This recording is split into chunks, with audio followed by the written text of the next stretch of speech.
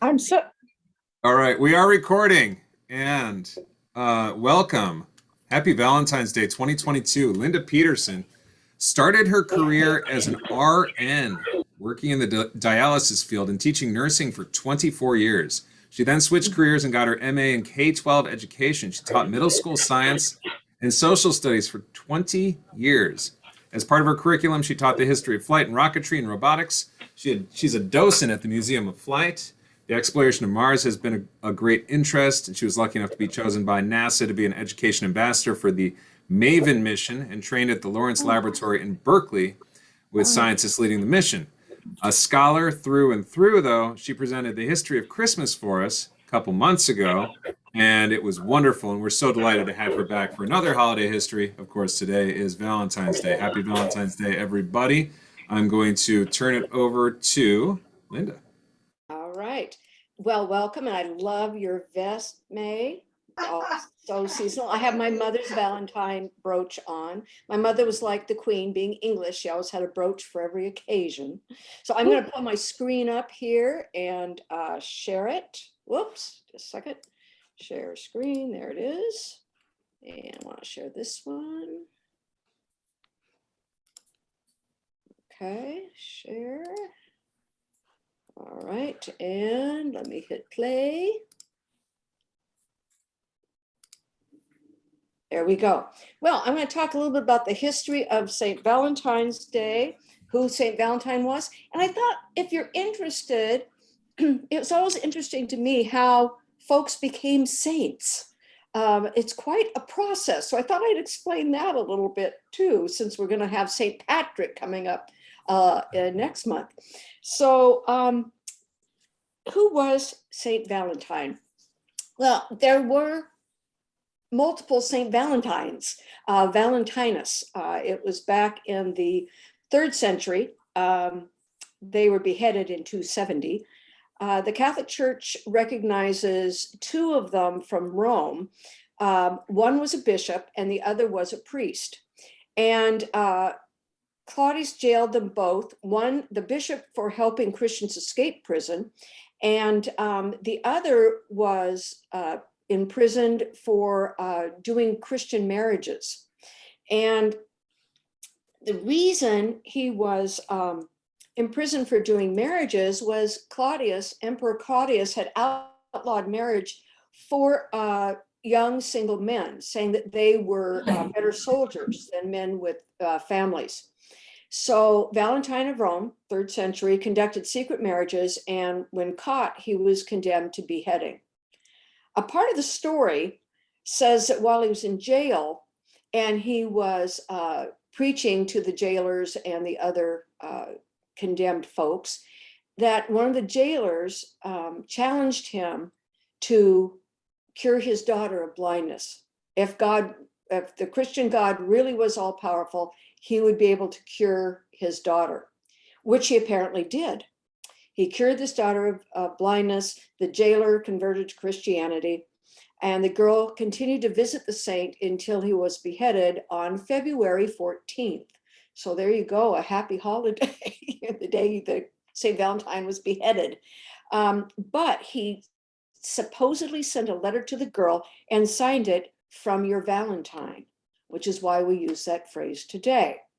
Now, of course, all of these stories from back then, some of them are actually based on writings of the time, but a lot of them are pieced together from different stories and different legends. So we always have to take these stories with a little grain of salt, or a very large grain of salt. Now, how do people become saints? Well, there wasn't any formal process until 1234 Common Era.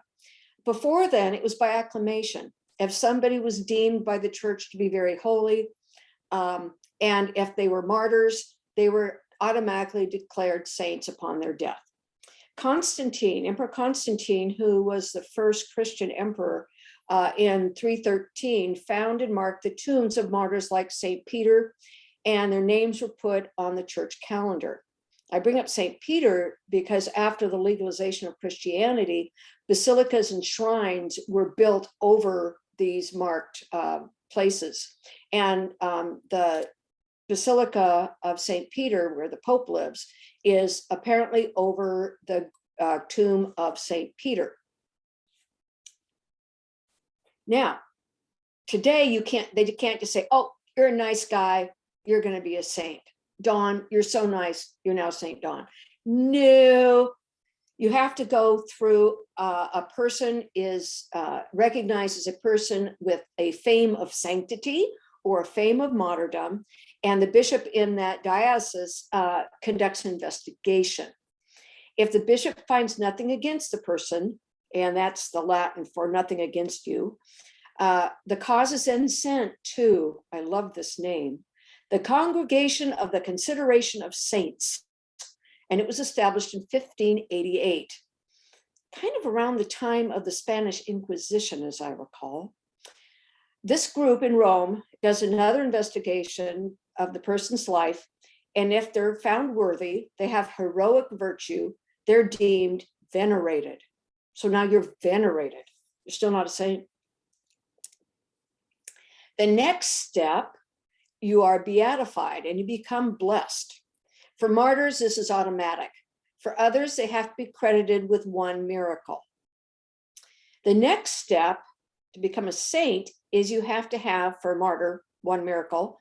For everybody else, two miracles. And those miracles are, it takes years for them to be said to be true. And if so, then the person is a saint and they have a saint's day on the church calendar. And the saints are then venerated as examples of living the life of Christ and can be prayed to intercede for us here on earth to, I don't know, Saint Rolf, the patron saint of dogs, maybe he'll help me get Nellie to quit barking at other dogs. I will have him intercede on behalf of Nellie, my dog. But if you wanted to sell your house, you pray to Saint Joseph and you put a little statue of Saint Joseph upside down in your garden. These things are so, I mean, I grew up Catholic, as you can tell. And these things, if you lose something, you can pray to the saint of lost items and they will be found. So anyway, that's how I become a saint. There are modern saints. There was one that was just venerated. I want to get the dates right. She was made a saint just recently in 2000, I think 2014. Anyway, it was a nun in Spain who was killed in Kenya. She was martyred in Kenya. And she had two miracles. She cured a little girl of a vegetative state. And what's kind of cool about that story, the girl was 3, and she took her first communion on the day of the beatification of Sister Maria. And then she was also credited with curing a man of multiple brain tumors. So she became a saint. She's the fastest person to become a saint other than Saint John Paul II. Anyway, so there's a whole list. 56 people have been canonized by Pope Francis. We're going to run out of days. If you look at the days of saints' days on the church calendar, there's like 20 or 30 of them a day. So pick a saint, there's a day. So Saint Valentine is on the day of his death, the 14th of February. So there's Saint Valentine's skull, apparently. It says Saint Valentine on it. And it was found with other bones in an excavation in the 1800s. And it's an artifact in a museum. It's a relic in the church. And it can be found in the Basilica of Saint Marie in Cosmedin near the Circus Maximus in Rome. Pope Paul VI gave the relics to the Basilica, which is Eastern Orthodox or Greek Orthodox Basilica. This church can be seen in the 1953 movie Roman Holiday. So if you watch Roman Holiday, a very romantic movie for Valentine's, you'll see this particular church. There are over a dozen European churches that claim to have St. Valentine's bones. One of them in Ireland, Friars Church in Dublin says they have all of his bones. They were given to them by Pope Gregory the 14th. So relics are very interesting because every church has a relic of some sort. Every Catholic church apparently has a relic. The amount of true cross relics had to come from a giant redwood because there's so many of them. There is if you ever get a chance to see the play Incorruptible, it's about a group of monks who are trying to keep their monastery going. And so they become grave robbers and sell bones as relics. And it's one of the funniest plays I've ever seen. So Incorruptible, if you ever get a chance, it was at the Bathhouse Theater several years ago. But there you are, supposedly Saint Valentine's skull. Now, that church every 14th of February has a lovely prayer that they do. And the priest there, Father Abad, still leads the prayer to the saint, referring to the healing of the blind girl. We say that love is blind. No, love sees and sees well, Abad said. It does not see as we want to see, because when one is attracted to another person, he sees something no one else is able to see. Abad asked people to pray for the strengthening of the sacrament of marriage in society. We ask Saint Valentine's intercession that we can really live moments of love, of being in love, and to live our faith in the sacraments and live truly with a deep and strong faith. So that's the prayer that they do every 14th next to the skull of Saint Valentine. The skull kind of makes it less romantic. It's more of a Halloween relic, if you ask me. Anyway, why February 14th? Why was he killed on February 14th? Well, that is the feast day in ancient Roman times of Lupercalia. And lupus, of course, is the name for wolf. And Lupercalia was a Roman festival of fertility, and it was held on the Ides, the 15th of February. And these are the legends surrounding this festival.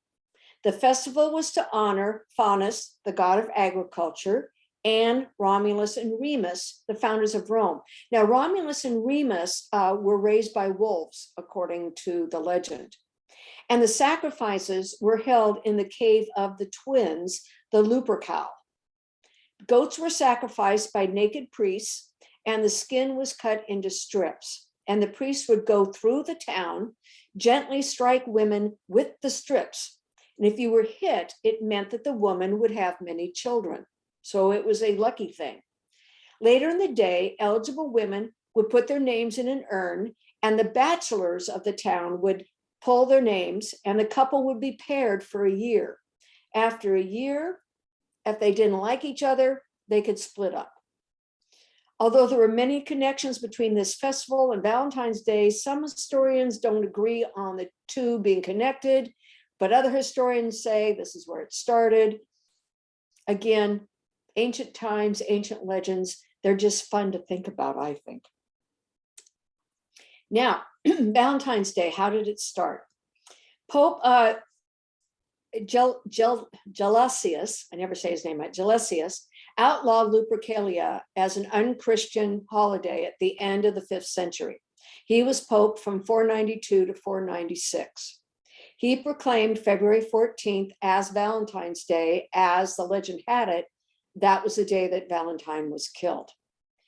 During the Middle Ages, France and England believed that February 14th was the start of the bird mating season.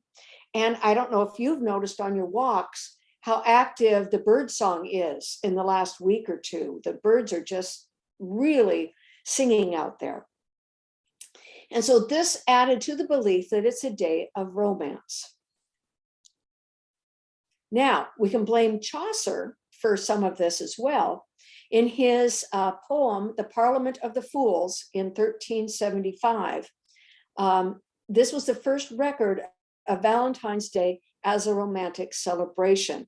And as part of it, he said, "For this was sent Valentine's Day, what every fowl cometh there to choose his mate. And again, Chaucer did not write little quick ditties. He wrote very long poems. So this is just a line out of that poem. So greetings were popular in the Middle Ages, but they weren't really more than a verbal greeting until the 1400s, when written valentines started appearing. And they were mostly little messages left on doorsteps, poetry, that sort of thing.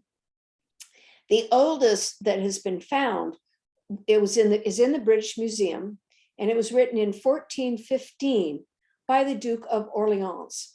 And it was written to his wife. He was imprisoned after he was captured at the Battle of Agincourt, and he was in the Tower of London, and he wrote a poem to his wife in France. Apparently he didn't get there because it's now in the British Museum. Henry V hired a writer, apparently couldn't do it himself, to send a valentine to Catherine of Valois, his future wife. They married in 1420. Now, a lot of our valentines have Cupid on them. And here's some Victorian valentines with pictures of Cupid. And where did Cupid come from? Well, in Greek mythology, Cupid's roots go back to Eros, the god of love. Eros was a handsome man, and he toyed with the mortals and gods' emotions. He was one of the trickster gods. And he used golden arrows that he shot into people to arouse their desire. And if he didn't like the person or wanted to fool around with their emotions, he used lead arrows to bring sorrow or a lack of desire. And one story goes, he shot a golden arrow into Apollo, and he fell madly in love with the nymph Daphne. Well, Eros, being kind of a bad fellow, shot a lead arrow into Daphne, dashing Apollo's hopes, because Daphne would have nothing to do with Apollo. There are many tales about Eros in Greek mythology, playing with emotions. But the appearance of Eros changed to the chubby winged child during the Hellenistic period. But Cupid continued to be a mischievous god, and still played with people's emotions, even though he was now deemed a baby. Now, Valentine's cards. Until 1400s, the little gifts or songs were shared as greetings. And as time went on, little handmade cards and verses started to be sent around the mid 1500s. But in the early 1800s, cards started being made in factories, and the cards were black and white, and they were hand painted by the workers in the factories. Paper lace became available in those 1800s. Jonathan King of England pioneered the craft, and in his factory, they added tinsel feathers and flowers. These were becoming more and more elaborate, these cards. And Esther Howland, if you've never heard of her, she's the mother of American Valentine cards. And she lived from 1828 to 1904, and she lived in Massachusetts. And she was inspired by the English cards that were being imported to the United States. And her cards were so elaborate, they sold for $50, and that's $50 in the 1800s, at 1850. So, I mean, I don't know how much that would be in today's dollars, but it'd be many hundreds of dollars. But they were very elaborate cards made with the paper lace and gold foil, and they were very elaborate. There are some of her cards in the Smithsonian. By the mid 1800s, England and the United States had large-scale factories producing cards. And in England, in 1849, a new penny postage started. So you could send letters and cards to each other for a penny. So at that time, in 1849, 500,000 cards were sent. By 1871, 1.2 million cards were sent in Britain. After the Civil War, the US market ramped up and more cards were being sent. Postal workers were so busy, they were given a special meal allowance on Valentine's Day because they couldn't go home for lunch. They had to stop someplace and grab a bite. So the post office gave them some meal money that day. Today, 1 billion Valentine's cards are sent in the United States. 85% are sent by women. So we got to get these men on board here. They got to start spending some money on us. But what men do is buy jewelry and chocolate and take us out to dinner. They're not going to be bothered with, I'm not going to spend $5 on the card. I'll buy you a box of chocolates. That's better. I agree. My husband always goes to the Chocolate Man in Lake Forest Park near where we used to live. And Valentine's Day, I get a bottle of Prosecco and a box of chocolates. And he will usually find another person's card to me and read it out loud. So anyway, the average spent on celebrating the day on, oops, that's supposed to say dinners, not dimmers. Dimmers are also good for Valentine's Day, candles and dimmers. I should have proofread that better. Flowers and jewelry is about $175 a person. So in 2021, $21.8 billion were spent, according to the National Retail Federation. 6.2 billion of that was spent on jewelry. I've got to find one of those men. I'm going to be talking to Steve later today. Where's my jewelry? Anyway, being a nurse and a teacher, I never had much call to wear expensive jewelry. So, do you remember grade school and making your very fancy box? You had to keep, in our family, we got a new pair of shoes every fall, saddle shoes every fall, and we had to keep our shoebox until Valentine's Day. And then we would decorate it and take it into school. And that's what the Valentines would go in. And these are Valentines from the 1950s and early 60s.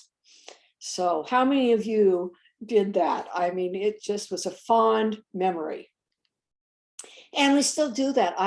Even teaching sixth and seventh grade, we would have our homerooms do Valentines, and the kids, we would either bring boxes or make an envelope at home, and they would exchange boxes, and the boys would give the girls little chocolates. And it was just kind of, even though kids are so worldly wise now, it was just a sweet thing to watch the kids still do Valentine's Day. Now, what's really fun is something I didn't know about: vinegar Valentines. In Victorian tradition, they sent vinegar Valentines. Not very many have been saved. They were insulting cards sent to unwanted suitors or your enemies. And they were really nasty. One I found, which was very funny, I thought, okay, come on, where did it go? Why am I not getting it to? Oh, sorry, let me get out of this. For some reason, it's not going forward. My screen froze. Just a minute, I'm going to get out of sharing. And there it is. I'll get back to sharing. That was odd. Okay.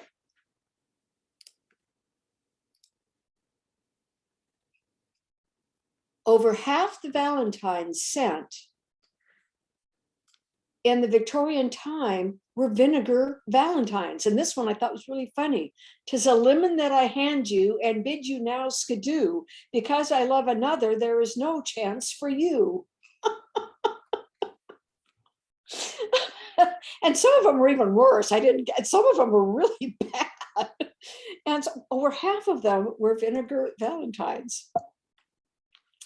And for some reason, it's not working. Anyway, the last one's just as another Valentine to wish you all. This is kind of a short program because I know we want to get on with our day, but I just thought it was a little bit of fun history. And enjoy your Valentine's Day, and definitely eat chocolate, because chocolate is an aphrodisiac, if you didn't know that. And so chocolate is a must on Valentine's Day. Very good. So have a very good day, and I hope to see you around, hopefully someday in the dining room. Well, Linda, thank you so much. This has been so much. Thank you. Bravo. Oh, you're welcome. You're welcome. It was fun to do the research. I enjoyed doing it. Gosh, it was very entertaining. Thank you very Brilliant much. as always. Oh, Brilliant yeah. as always. And Oh, some wow. and some love advice too. So thank you for that as Gotta well. have love advice. All few things. Yes, very delightful. Thank you very much. Okay, well, you're so welcome. Where can All you right. get your hands on vinegar Valentines? I have a few I'd like to send. A few Oh people. my goodness, that was a cute discovery. I had never heard of that. Hallmark ever made a vinegar Valentine. Okay, well, Okay. okay, Don, you either have to run out now and get a card at Bartell's, Yes. find a jewelry store someplace. Thank you, thank you. Happy Valentine's Day, everyone. Thank you, Alan. Bye-bye. Thanks, Linda.